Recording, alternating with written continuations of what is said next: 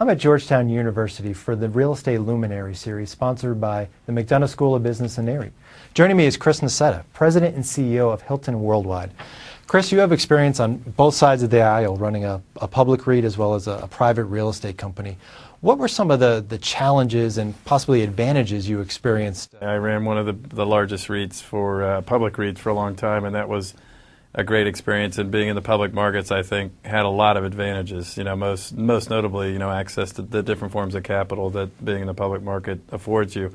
Having said that, and while I had a great experience, and I suspect someday I'll have that opportunity to have the experience again, being in a private format over the last few years at Hilton Worldwide has been absolutely the right format for our company, at least in this period of time, and probably for the next short to intermediate period of time. And the real reason is because part of the underlying investment thesis that Blackstone had when they bought it and that I had when I came in to run it was that while it was an incredible company with a great history, 91-year-old company, it really had been put together through merger and acquisition in the preceding 6 or 8 years leading up to the Blackstone acquisition, to it going private.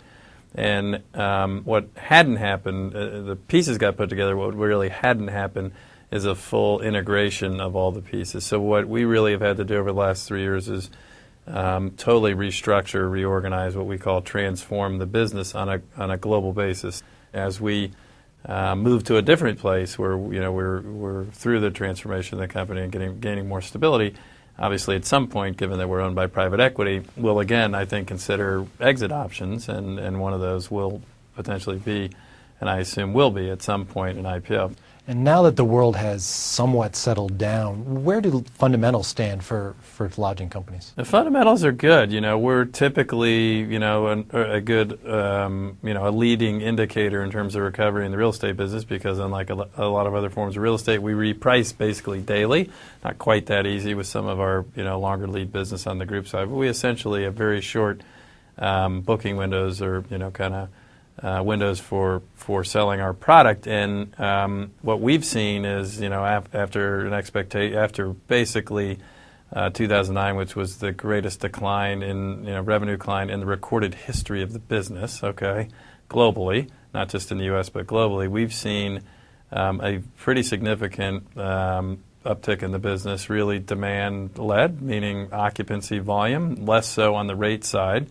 But we're starting to get some rate benefit now, and that's been pretty much around the globe.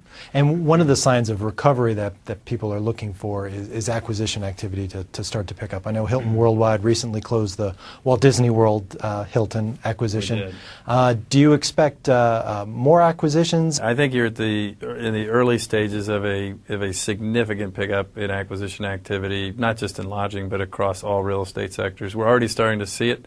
In the lodging space, it's being driven by a lot of the public REITs and by private equity players, each of whom have a lot of equity to put to work, and there is some, at least modest amount of debt that's available in the market now to make that happen. And so I think you're early stages of what's going to be a significant uptick in volume in M&A. I think it's going to start with single assets, as it typically does. I think ultimately in our sector, you'll get into a time frame where you'll have significant kind of corporate M&A transactions, which from a dollar volume point of view will increase the volume pretty significantly. But I think who knows really, but I think we're a little bit of time off of that. My guess is we're probably a year to, that's going to happen a year from now, 12 to 24 months from now. You'll see more of an uptick in that. Great. Well, Chris, thank you very much for joining us. Yeah, happy to do it.